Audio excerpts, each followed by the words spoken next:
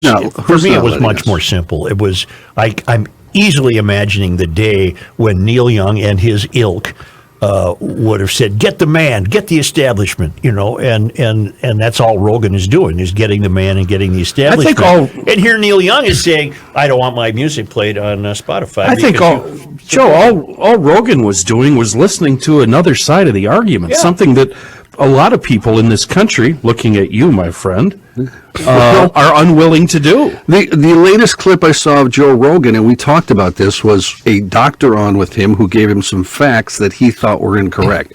His guy checked the facts and said, "Oh yeah, the doctor's right." And Rogan said, "No, I don't think that's true. I don't believe it." So that's, don't you think maybe that's where Neil Young is coming from with Rogan? I think what people need to do when they're going to make judgments about Rogan is listen to the whole program and not three-minute clips. Well, the other thing you learn is if you want 5 million listeners or 10 million listeners, you got to use an extraordinary amount of profanity, and you have to take outlandish views on things. Are you willing and able to do that?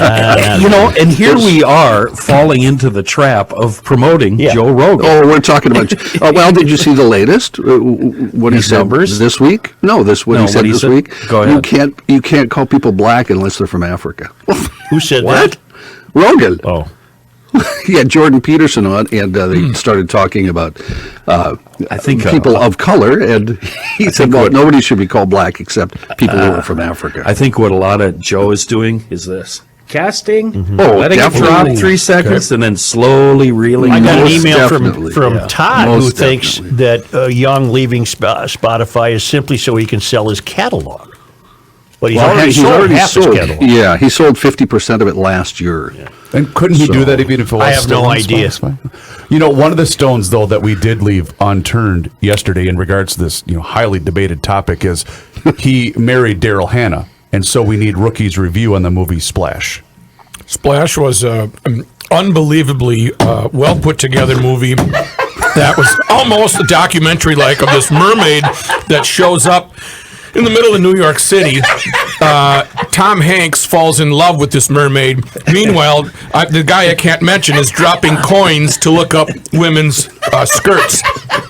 I forgot about that part. Yeah. It all ends well. What do you mean a guy you can't mention? Well, they were produce suppliers, and Big fella. The younger brother that I'm not supposed to mention didn't know whether they sold fruit and vegetables or just fruit. Aren't you confusing that with Trading Places? No.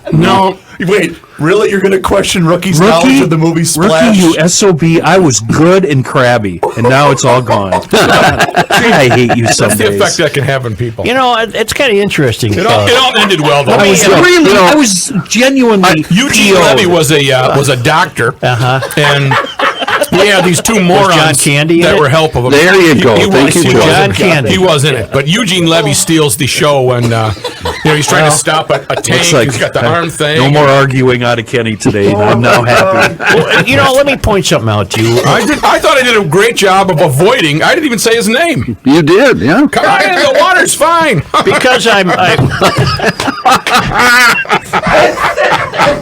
Poor guy died. this is what kills me. For 25 years, you've mentioned 2 movies to the point where I said you're fired if you mention them. So you can't mention Eddie Murray. Eddie Murphy. Baltimore. Right. And Murray you was can't the mention first John baseman. Candy. So then, because I'm faithful to you, I watched your auditions on Twin Cities Live. Thank you for that. I appreciate And it. the movies came up, and you sounded like a scholar. In Steel Magnolias, they were weeping. Yes, such a tear. And I'm thinking, you've been lying to me. You've been lying to me. I have not been lying to you. I've been telling you the truth, and actually, No. I haven't been. I think I've been stifled. They are wonderful movies, and Turning it on Joe. most of the people that listen to these, Joe, do you hate this country? What's wrong with you? I'm not going to sit here and let you badmouth America. Amen. Where were we? Today I love you. Today we have our experiment later in the show. Who makes a better president, Rookie or Joe Biden?